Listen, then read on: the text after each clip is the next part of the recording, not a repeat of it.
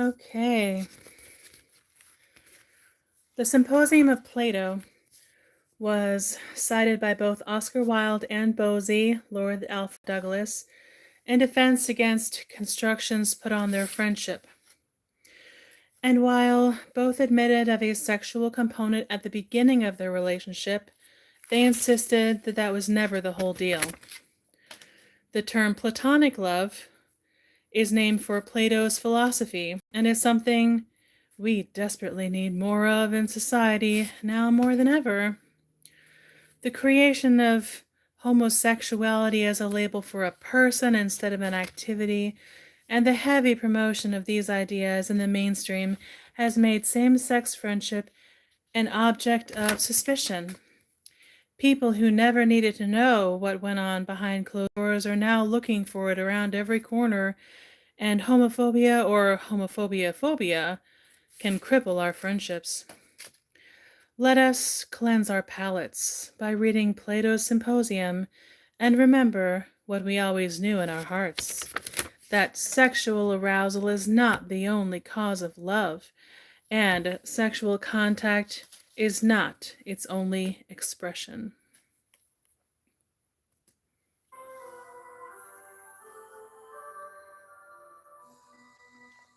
Symposium by Plato, written 360 BCE, translated by Benjamin Jowett. Persons in the dialogue: Apollodorus, who repeats to his companion the dialogue which he had heard from Aristodemus and had already once narrated to Glaucon. Phaedrus, Pausanias, Eryximachus, Aristophanes, Agathon, Socrates, Alcibiades, a troop of revelers. Scene: the house of Agathon. Concerning the things about which you ask to be informed, I believe that I am not ill prepared with an answer. For the day before yesterday, I was coming from my own home at Thalarum to the city, and one of my acquaintance, who had caught a sight of me from behind, out playfully in the distance, said, "Apollodorus, O thou Phalerian man, halt!" So I did as I was bid. And then he said, "I was looking for you, Apollodorus, only just now that I might ask you about the speeches in praise of love which were delivered by Socrates, Alcibiades, and others at Agathon's supper. Phoenix, the son of Philip, told another person, who told me of them. His narrative was very indistinct, but he said that you knew, and I wish that you would give me an account of them. Who, if not you, should be the reporter of the words of your friend? And first tell me," he said, "were you present at this meeting?" "Your informant, Glaucon," I said, "must have been very indistinct indeed, if you imagine that the occasion was recent, or that I could have been of the party." "Why, yes," he replied, "I thought so." "Impossible," I said. "Are you ignorant that for many years Agathon has not resided at Athens, and not 3 have elapsed since I became acquainted with Socrates, and have made it my daily business to know all that he says and does? There was a time when I was running about the world, fancying myself to be well employed, but I was really a most wretched thing, no better than you are now. I thought that I ought to do anything rather than be a philosopher." "Well," he said, "jesting apart, tell me when the meeting occurred." "In our boyhood," I replied, "when Agathon won the prize for his first tragedy, on the day after that on which he and his chorus offered the sacrifice of victory." "Then it must have been a long while ago," he said. "And who told you? Did Socrates?" "No, indeed," I replied, "but the same person who told Phoenix. He was a little fellow who never wore any shoes. Aristodemus of the deme of Sedathenaeum, he had been at Agathon's feast, and I think that in those days there was no one who was a more devoted admirer of Socrates. Moreover, I have asked Socrates about the truth of some parts of his narrative, and he confirmed them. Then, said Glaucon, let us have the tale over again. Is not the road to Athens just made for conversation? And so we walked and talked of the discourses on love, and therefore, as I said at first, I am not ill prepared to comply with your request, and will have another rehearsal of them if you like. For to speak or to hear others speak of philosophy always gives me the greatest pleasure, to say nothing of the profit. But when I hear another strain, especially that of you rich men and traders, such conversation displeases me, and I pity you who are my companions, because you think you are doing something when in reality you're doing nothing. And I dare to say you pity me in return, whom you regard as an unhappy creature. And very probably you're right, but I certainly know of you what you only think of me. There is the difference. Companion, I see, Apollodorus, that you are just the same, always speaking evil of yourself and of others, and I do believe that you pity all mankind, with the exception of Socrates yourself first of all. True in this to your old name, which, however deserved, I know how you acquired, of Apollodorus the madman, for you are always raging against yourself and everybody but Socrates. Yes, friend, and the reason why I am said to be mad and out of my wits is just because I have these notions of myself and you. No other evidence is required. No more of that, Apollodorus, but let me renew my request that you would repeat the conversation. Well, the tale of love was on this wise, but perhaps I had better begin at the beginning, and endeavor to give you the exact words of Aristodemus. He said that he met Socrates fresh from the bath and sandaled, and as the sight of the sandals was unusual, he asked him whither he was going that he had been converted into such a beau. To a banquet at Agathon's, he replied, whose invitation to his sacrifice of victory I refused yesterday, fearing a crowd, but promising that I would come today instead, and so I have put on my finery because he is such a fine man. What say you to going with me unasked? I will do as you bid me, I replied. Follow then, he said, and let us demolish the proverb. To the feasts of inferior men the good unbidden go, instead of which our proverb will run. To the feasts of the good unbidden go, and this alteration may be supported by the authority of Homer himself, who not only demolishes, but literally outrages the proverb. For after picturing Agamemnon as the most valiant of men, he makes Menelaus, who is but a faint-hearted warrior, come unbidden to the banquet of Agamemnon, who is feasting and offering sacrifices, not the better to the worse, but the worse to the better. I rather fear, Socrates, said Aristodemus, lest this may still be my case, and that, like Menelaus and Homer, I shall be the inferior person who to the leasts of the wise unbidden goes. But I shall say that I was bidden of you, and then you will have to make an excuse. Two going together, he replied, in Homeric fashion, one or other of them may invent an excuse by the way. This was the style of their conversation as they went along. Socrates dropped behind in a fit of abstraction, and desired Aristodemus, who was waiting, to go on before him. When he reached the house of Agathon, he found the doors wide open, and a comical thing happened. A servant coming out met him, and led him at once into the banqueting hall, in which the guests were reclining, for the banquet was about to begin. Welcome, Aristodemus and Agathon. As soon as he appeared, you are just in time to sup with us, If you come on any other matter, put it off, and make one of us, as I was looking for you yesterday, and meant to have asked you if I could have found you. But what have you done with Socrates?" I turned round, but Socrates was nowhere to be seen, and I had to explain that he had been with me a moment before, and that I came by his invitation to the supper. "You were quite right in coming," said Agathon, "but where is he himself?" "He was behind me just now as I entered," he said, "and I cannot think what has become of him." "Go and look for him, boy," said Agathon, "and bring him in. And do you, Aristodemus, meanwhile take the place by Eryximachus." The servant then assisted him to a wash, and he lay down. And presently another servant came in and reported that our friend Socrates had retired into the portico of the neighboring house. "There he is fixed," said he, "and when I call to him he will not stir." "How strange," said Agathon. "Then you must call him again, and keep calling him."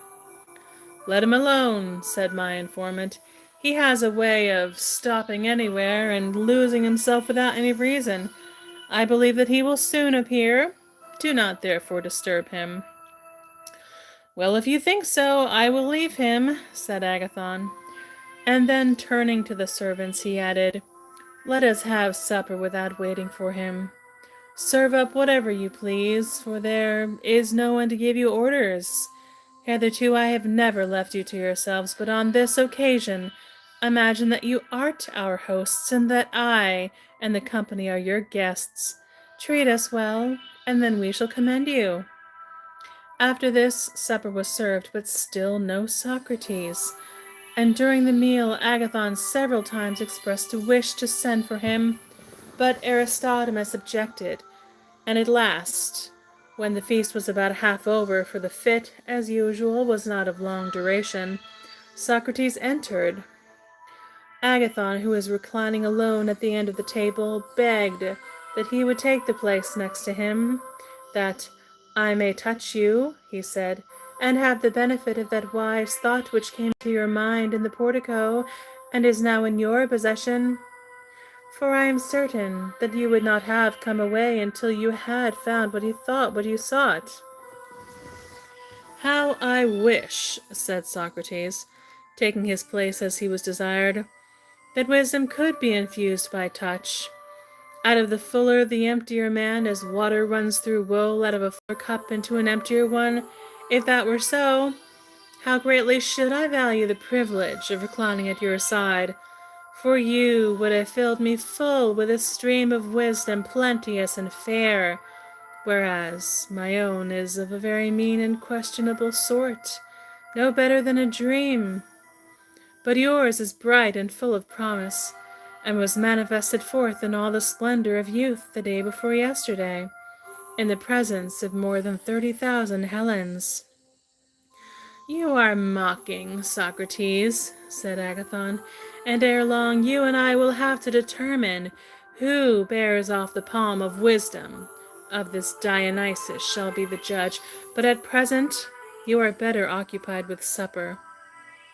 Socrates took his place on the couch, and supped with the rest, and then libations were offered, and after a hymn had been sung to the god, and there had been the usual ceremonies, they were about to commence drinking, when Pausanias said, "And now, my friends, how can we drink with least injury to ourselves? I can assure you that I feel severely the effect of yesterday's potations, and must have time to recover. And I suspect that most of you are in the same predicament, for you were of the party yesterday. Consider then, how can the drinking be made easiest?" "I entirely agree," said Aristophanes, "that we should, by all means, avoid hard drinking, for I was myself one of those who were yesterday drowned in drink." "I think that you are right," said Eryximachus, the son of Acumenus, "but I should still like to hear one other person speak. Is Agathon able to drink hard?" "I am not equal to it," said Agathon. Then the Eryximachus, the weak heads like myself, Aristodemus, Phaedrus, and others who never can drink are fortunate in finding that the stronger ones are not in a drinking mood. I do not include Socrates, who is able to either drink or to abstain, and will not mind whichever we do. Well, as if none of the company seemed disposed to drink much, I may be forgiven for saying, as a physician, that drinking deep is a bad practice which I never follow, if I can help, and certainly do not recommend to another, least of all to anyone who still feels the effects of yesterday's carouse. I always do what you advise, and especially what you prescribe as a physician, rejoined Phaedrus the Marinusian, and the rest of the company, if they were wise, will do the same. It was agreed that drinking was not to be the order of the day, but that they were all to drink only so much as they pleased. Then, said Eryximachus, as you are all agreed that drinking is to be voluntary, and that there is to be no compulsion, I move in the next place that the flute girl, who has just made her appearance, be told to go away and play to herself, or, if she likes, to the women who are within. Today, let us have conversation instead, and if you will allow me, I will tell you what sort of conversation. This proposal having been accepted, Eryximachus proceeded as follows. I will begin, he said, after the manner of Melanippe and Euripides. Not mine the word which I am about to speak, but that of Phaedrus. For often he says to me in an indignant tone, what a strange thing it is, Eryximachus, that whereas other gods have poems and hymns made in their honor, the great and glorious god Love has no encomiast among all the poets who are so many. There are the worthy sophists too, the excellent Prodicus, for example, who have descanted in prose on the virtues of Heracles and other heroes. And what is still more extraordinary, I have met with a philosophical work in which the unity of salt has been made the theme of an eloquent discourse, and many other like things have had a like honor bestowed upon them. And only to think that there should have been an eager interest created about them, and yet to this day no one has ever dared worthily to hymn Love's praises. So entirely has this great deity been neglected. Now in this Phaedrus seems to me to be quite right, and therefore I want to offer him a contribution. Also, I think that at the present moment we who are here assembled cannot do better than honor the god Love. If you agree with me, there will be no lack of conversation, for I mean to propose that each of us in turn, going from left to right, shall make a speech in honor of Love. Let him give us the best which he can, and Phaedrus, because he is sitting first on the left hand, and because he is the father of thought, shall begin. No one will vote against you, Eryximachus, said Socrates. How can I oppose your motion, who profess to understand nothing but matters of love? Nor, I presume, will Agathon and Pausanias, and there could be no doubt of Aristophanes, whose whole concern is with Dionysus and Aphrodite. Nor will anyone disagree of those whom I see around me. The proposal, as I am aware, may seem rather hard upon us whose place is last, but we shall be contented if we hear some good speeches first. Let Phaedrus begin the praise of Love, and good luck to him. All the company expressed their assent, and desired him to do as Socrates bade them. Aristodemus did not recollect all that was said, nor do I recollect all that he related to me, but I will tell you what I thought most worthy of remembrance, and what the chief speakers said. Phaedrus began by affirming that Love is a mighty god, and wonderful among gods and men, but especially wonderful in his birth, for he is the eldest of the gods, which is an honor to him, and a proof of his claim to this honor is that of his parents there is no memorial. Neither poet nor prose writer has ever affirmed that he had any. As Hesiod says, first chaos came, and then broad-bosomed earth, the everlasting seat of all that is, and love. In other words, after chaos, the earth and love, these two came into being. Also, Parmenides sings of generation. First in the train of gods he fashioned love, and Achusolaus agrees with Hesiod. Thus numerous are the witnesses who acknowledge love to be the eldest of the gods, and not only is he the eldest, but he is also the source of the greatest benefits to us. For I know not any greater blessing to a young man who is beginning life than a virtuous lover, or to the lover than a beloved youth. For the principle which ought to be the guide of men who would nobly live, a principle, I say, neither kindred nor honor nor wealth nor any other motive is able to implant so well as love. Of what am I speaking? Of the sense of honor and dishonor, without which neither states nor individuals ever do any good or great work. And I say that a lover who is detected in doing any dishonorable act, or submitting through cowardice when any dishonor is done to him by another, will be more pained at being detected by his beloved than at being seen by his father, or by his companions, or anyone else. The beloved, too, when he is found in any disgraceful situation, has the same feeling about his lover.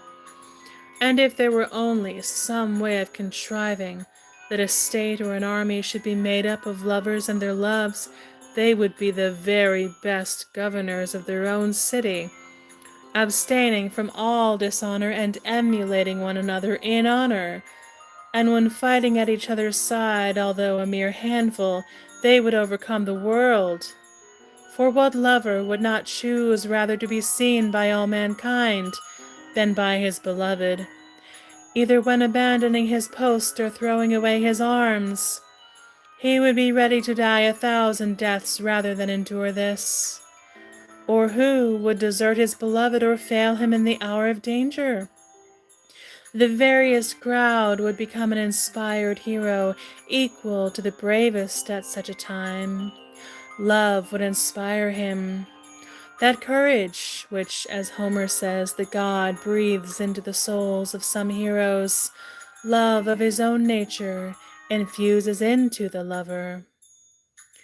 Love will make men dare to die for their beloved, love alone, and women as well as men.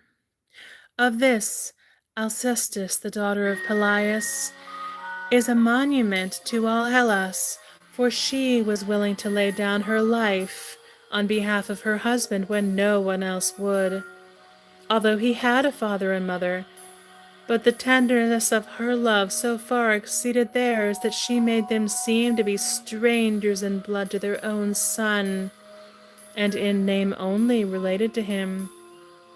And so noble did this action of hers appear to the gods, as well as to men, that among the many who have done virtuously, she is one of the very few to whom, in admiration of her noble action, they have granted the privilege of returning alive to earth.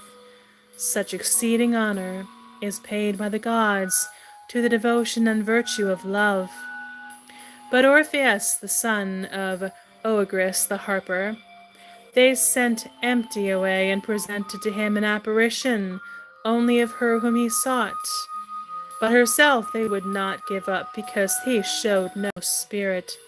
He was only a harp player, and did not dare, like Alcestis, to die for love, but was contriving how he might enter Hades alive. Moreover, they afterwards caused him to suffer death at the hands of women, as a punishment of his cowardliness. Very different was the reward of the true love of Achilles toward his lover Patroclus. His lover and not his love. The notion that Patroclus was the beloved one is a foolish error into which Aeschylus has fallen, for Achilles was surely the fairer of the two, fairer also than all the other heroes, and as Homer informs us, he was still beardless and younger far. And greatly as the gods honor the virtue of love, still the return of love on the part of the beloved to the lover is more admired and valued, and rewarded by them, for the lover is more divine because he is inspired by God. Now, Achilles was quite aware, for he had been told by his mother that he might avoid death and return home and live to a good old age if he abstained from slaying Hector. Nevertheless, he gave his life to revenge his friend and dared to die, not only in his defense, but after he was dead, wherefore the gods honored him, even above Alcestis, and sent him to the islands of the blessed. These are my reasons for affirming that love is the eldest and noblest and mightiest of the gods, and the chiefest author and giver of virtue in life, and of happiness after death. This, or something like this, was the speech of Phaedrus, and some other speeches followed, which Aristodemus did not remember. The next which he repeated was that of Pausanias. Phaedrus, he said, the argument has not been set before us, I think, quite in the right form. We should not be called upon to praise love in such an indiscriminate manner. If there were only one love, then what you said would be well enough, but since there are more loves than one, should have begun by determining which of them was to be the theme of our praises. I will amend this defect, and first of all, I would tell you which love is deserving of praise, and then try to hymn the praiseworthy one in a manner worthy of him. For we all know that love is inseparable from Aphrodite, and if there were only one Aphrodite, there would be only one love. But as there are two goddesses, there must be two loves. Am I not right in asserting that there are two goddesses? The elder one, having no mother, who is called the heavenly Aphrodite, she is the daughter of Uranus, the younger, who is the daughter of Zeus and Dione. Her we call common, and the love who is her fellow worker is rightly named common, as the other love is called heavenly. All the gods ought to have praise given to them, but not without distinction of their natures, and therefore I must try to distinguish the characters of the two loves. Now, actions vary according to the manner of the performance. Take, for example, that which we are now doing. Drinking, singing, and talking these actions, and are not in themselves either good or evil, but they turn out in this or that way, according to the mode performing them. And when well done they are good, and when wrongly done they are evil. And in like manner not every love, but only that which has a noble purpose, is noble and worthy of praise. The love, who is the offspring of the common Aphrodite, is essentially common, and has no discrimination, being such as the meaner sort of men feel, and is apt to be of the women as well as youths, and is of the body rather than of the soul. The most foolish beings are the object of this love, which desires only to gain an end, but never thinks of accomplishing the end nobly, and therefore does good and evil quite indiscriminately. The goddess who is his mother is far younger than the other, and she was born of the union of the male and female, and partakes of both. But the offspring of the heavenly Aphrodite is derived from a mother in whose birth the female has no part. She is from the male only. This is that love which is of youths, and the goddess being older, there is nothing of wantonness in her. Those who are inspired by this love turn to the male, and delight in him who is the more valiant and intelligent nature. Anyone may recognize the pure enthusiasts in the very character of their attachments.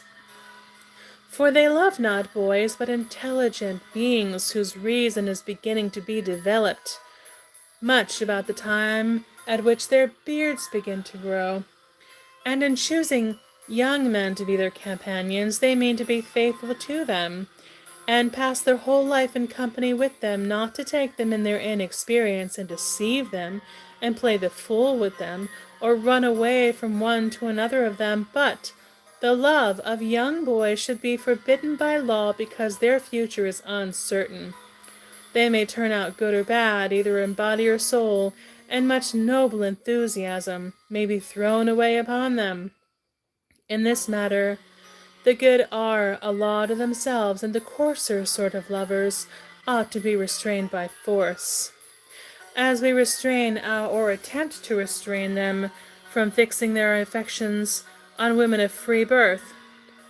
These are the persons who bring a reproach on love, and some have been led to deny the lawfulness of such attachments because they see the impropriety and evil of them.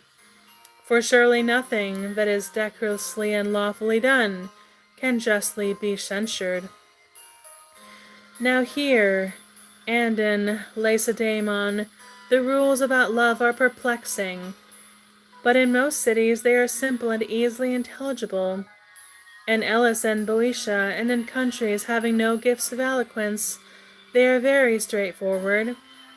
The law is simply in favor of these connections, and no one, whether young or old, has anything to say to their discredit. The reason being, as I suppose, that they are men of few words in these parts, and therefore the lovers do not like the trouble of pleading their suit. In Ionia and other places, and generally in countries which are subject to the barbarians, the custom is held to be dishonorable. Loves of youths share the evil repute in which philosophy and the gymnastics are held, because they are inimical to tyranny. For the interests of rulers require that their subjects should be poor in spirit, and that there should be no strong bond of friendship or society among them, which love above all other motives is likely to inspire, as our Athenian tyrants learned by experience. For the love of Aristogeiton and the constancy of Harmodius had strength which undid their power. And therefore the ill repute into which these attachments have fallen is to be ascribed to the evil condition of those who make them to be ill reputed. That is to say, to the self-seeking of the governors and the cowardice of the governed. On the other hand, the indiscriminate honor which is given to them in some countries is attributable to the laziness of those who hold this opinion of them. In our own country a far better principle prevails. But as I was saying, the explanation of it is rather perplexing. For to observe that open loves are held to be more honorable than secret ones, and that the love of the noblest and highest, even if their persons are less beautiful than others, is especially honorable. Consider, too, how great is the encouragement which all the world gives to the lover. Neither is he supposed to be doing anything dishonorable, but if he succeeds he is praised, and if he fail he is blamed. And in the pursuit of his love, the custom of mankind allows him to do many strange things, which philosophy would bitterly censure if they were done from any motive or interest, or wish for office or power. He may pray and entreat and supplicate and swear and lie on a mat at the door and endure a slavery worse than that of any slave in any case. Friends and enemies would be equally ready to prevent him, but now there is no friend who will be ashamed of him and admonish him, and no enemy will charge him with meanness or flattery. The actions of lover have a grace which ennobles them, and custom has decided that they are highly commendable, and that there no loss of character in them. And what is strangest of all, he only may swear and forswear himself, so men say, and the gods will forgive his transgression. For there is no such thing as a lover's oath. Such is the entire liberty which gods and men have allowed to the lover, according to the custom which prevails in our part of the world. From this point of view, a man fairly argues in Athens to love and to be loved is held to be a very honorable thing. But when parents forbid their sons to talk with their lovers, and place them under a tutor's care who is appointed to see these things, and their companions and equals cast in their teeth anything of the sort which they may observe, and if their elders refuse to silence the reprovers, and do not rebuke them, any one who reflects on this will on the contrary think that we hold these practices to be most disgraceful. But as I was saying at first, the truth as I imagine is that whether such practices are honorable or whether they are dishonorable is not a simple question. They are honorable to him who follows them honorably, dishonorable to him who follows them dishonorably. There is dishonor in yielding to the evil or in an evil manner, but there is honor in yielding to the good or in an honorable manner. Evil is the vulgar lover who loves the body rather than the soul, inasmuch as he is not even stable, because he loves a thing which is in itself unstable. And therefore, when the bloom of youth which he was desiring is over, he takes wing and flies away, in spite of all his words and promises. Whereas the love of the noble disposition is lifelong, for it becomes one with the everlasting. The custom of our country would have both of them proven well and truly, and would have us yield to this one sort of lover and avoid the other, and therefore encourages some to pursue and others to fly, testing both the lover and beloved in contests and trials, until they show to which of the two classes they respectively belong. And this is the reason why, in the first place, a hasty attachment is held to be dishonorable, because time is the true test of this as of most other things, and secondly, there is a dishonor in being overcome by the love of money or of wealth or of political power, whether a man is frightened into surrender by the loss of them, or having experienced the benefits of money and political corruption is unable to rise above the seductions of them. For none of these things are of a permanent or lasting nature, not to mention that no generous friendship ever sprang from them. There remains, then, only one way of honorable attachment which custom allows in the beloved, and this is the way of virtue. For as we admitted that any service which the lover does to him is not to be accounted flattery or a dishonor to himself, so the beloved has only one way of voluntary service, which is not dishonorable, and this is virtuous service. For we have a custom, and according to our custom, anyone who does service to another under the idea that he will be improved by him either in wisdom or in some other particular virtue, such as voluntary service, I say is not to be regarded as a dishonor, and is not open to the charge of flattery. And these two customs, one the love of youth, and the other the practice of philosophy and virtue in general, ought to meet in one, and then the beloved may honorably indulge the lover.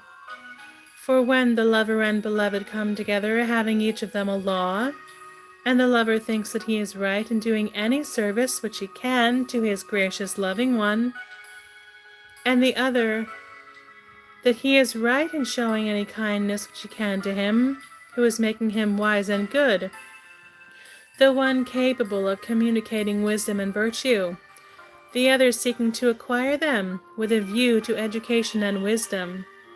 When the two laws of love are fulfilled and meet in one, then and then only may the beloved yield with honor to the lover. Nor when love is of this disinterested sort is there any disgrace in being deceived. But in every other case there is equal disgrace in being or not being deceived. For he who is gracious to his lover under the impression that he is rich, and is disappointed of his gains because he turns out to be poor, is disgraced all the same, for he has done his best to show that he would give himself up to anyone's uses base for the sake of money, but this is not honorable. And on the same principle, he who gives himself to a lover because he is a good man, and in the hope that he will be improved by his company, shows himself to be virtuous, even though the object of his affection turn out to be a villain and to have no virtue. And if he is deceived, he has committed a noble error, for he has proved that for his part he will do anything for anybody with a view to virtue and improvement, than which there can be nothing nobler. Thus noble in every case is the acceptance of another for the sake of virtue. This is that love which is the love of the heavenly goddess, and is heavenly, and of great price to individuals and cities, making the lover and the beloved alike eager in the work of their own improvement. But all other loves are the offspring of the other, who is the common goddess. To you, Phaedrus, I offer this my contribution in praise of love, which is as good as I could make extempore. Thank you for letting me read to you. Please check the description for where to buy my art and my channel page for where to send me a one-time donation.